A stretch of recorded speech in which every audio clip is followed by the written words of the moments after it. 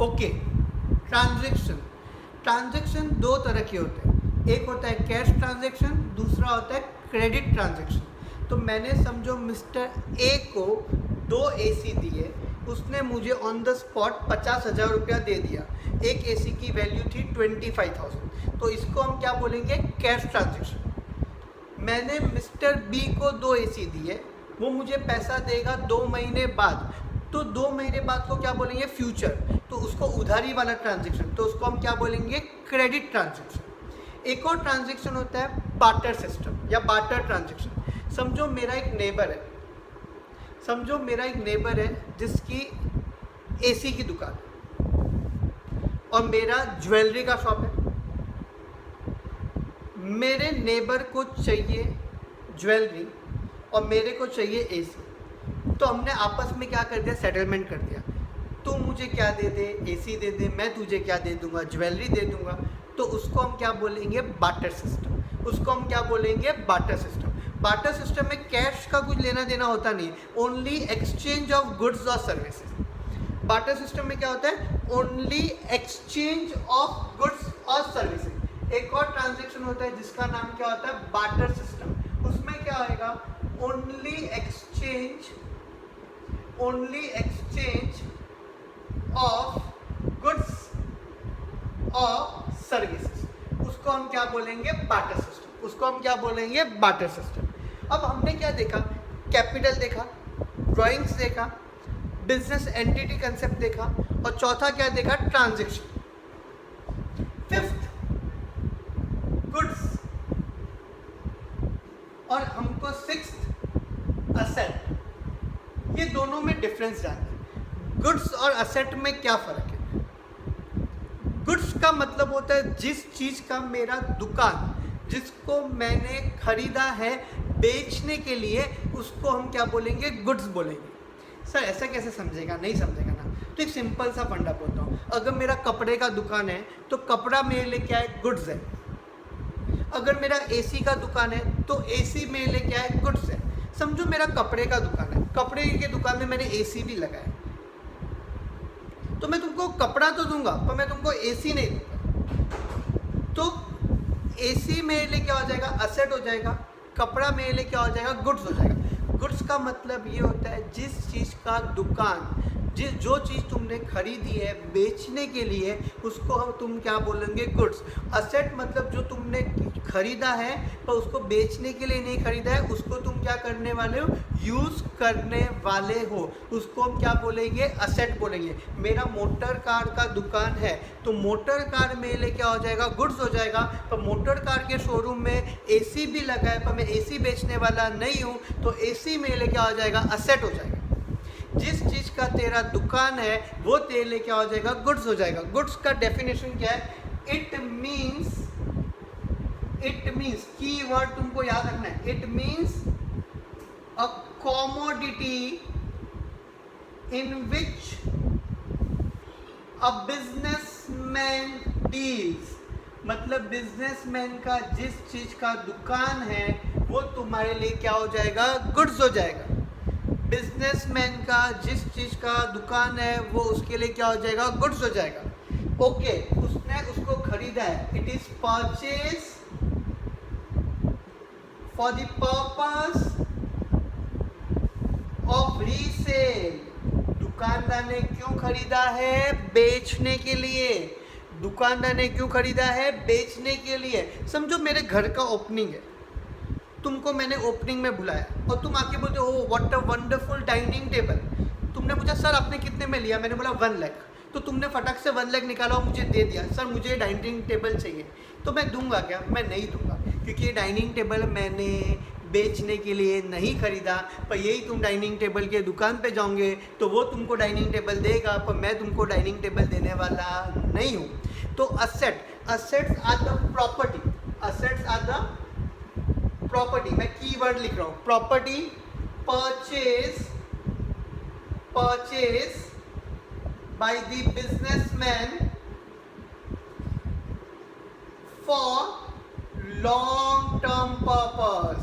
Long term purpose के लिए खरीदा है। द मोस्ट इंपॉर्टेंट पॉइंट इधर क्या था, परचेज फॉर रीसेल, इधर मैं क्या लिखता हूं, नॉट परचेज फॉर रीसेल। एक गुड्स का एग्जांपल, मोबाइल डीलर के लिए मोबाइल क्या है, गुड्स है।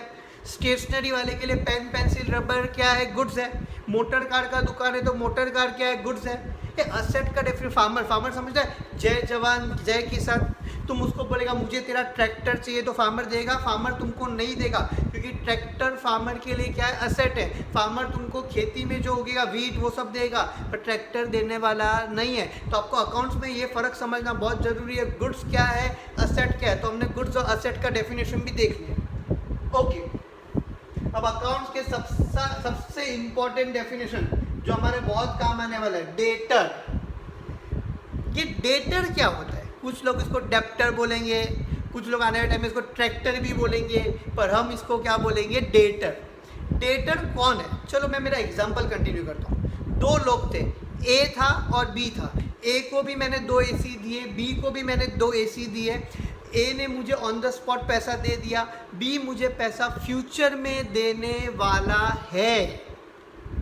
तो ऐसा इंसान जिसको मैंने उधारी पे गुड्स बेचा, सा आपने तो उसको AC दिया था ना। अरे भाई, तो अगर मेरा AC का दुकान है तो AC में ले क्या हो जाएगा, गुड्स हो जाएगा। अभी हमने पढ़ा, जिस चीज़ का तेरा दुकान है वो तेरे लिए क्या हो जाएगा, गुड्स हो जाएगा। अगर मेरा AC का दुकान है तो AC में ले क्या है, गुड्स है। मैंने मिस्टर बी को 2 AC दिए थे, याद करो, उधारी पे, और मिस्टर बी ने क्या बोला था, मैं तुमको 2 महीने बाद पैसा दूंगा। तो 2 महीने बाद को क्या बोलते हैं, फ्यूचर। तो ऐसा इंसान जिसको मैंने उधारी पे गुड्स बेचा है उसको हम क्या बोलेंगे, डेटर। डेटर, मिस्टर बी इंसान है, हाँ, तो उसको हम क्या बोलेंगे, अ पर्सन। उसको देना है कि लेना है, लेना है। A person from whom something is receivable, something is receivable in cash। Mister B 2 महीने बाद मुझे बोलेगा, ये ले तेरा बकवास AC मुझे नहीं चाहिए, तो मैं लेने वाला नहीं, मुझे तो मेरा क्या चाहिए भाया, पैसा। पैसा क्या चाहिए, पैसा। तो ऐसा इंसान जिससे मुझे फ्यूचर में पैसा लेना है, क्यों लेना है, वो अच्छा दिखता है, स्मार्ट दिखता है, नहीं, क्योंकि मैंने उसको उधारी पे गुड्स बेचा है।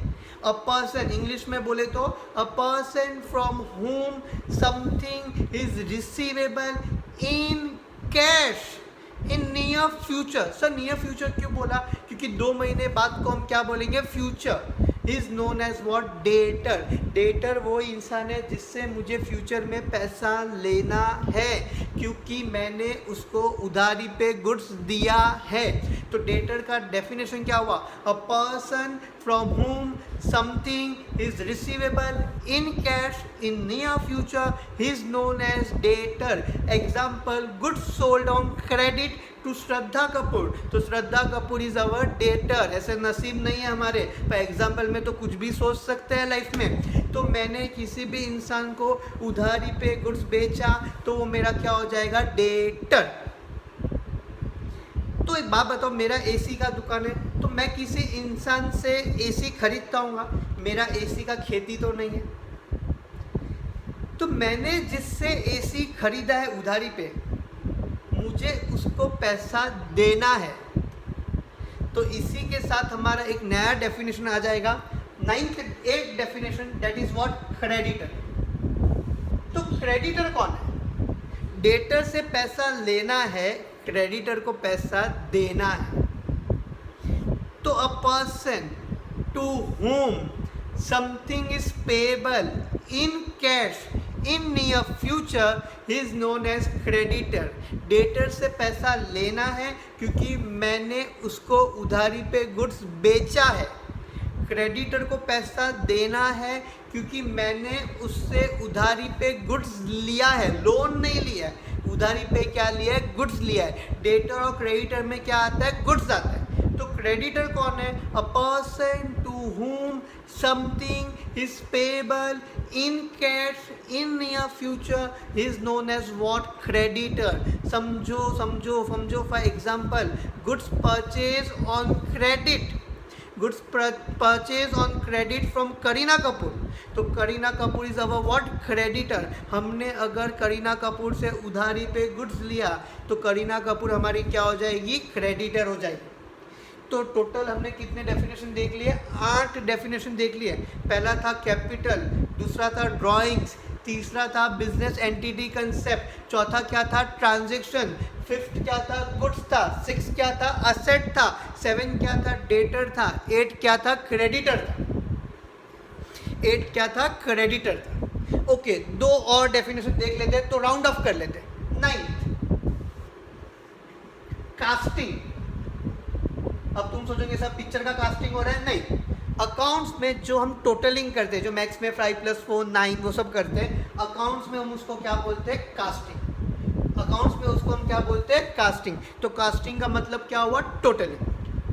कास्टिंग का मतलब क्या हुआ, टोटलिंग। जो आप बुक्स में पेज नंबर लिखते थे, क्या लिखते थे, पेज नंबर, उसको अकाउंट्स में हम फोलियो नंबर बोलते हैं।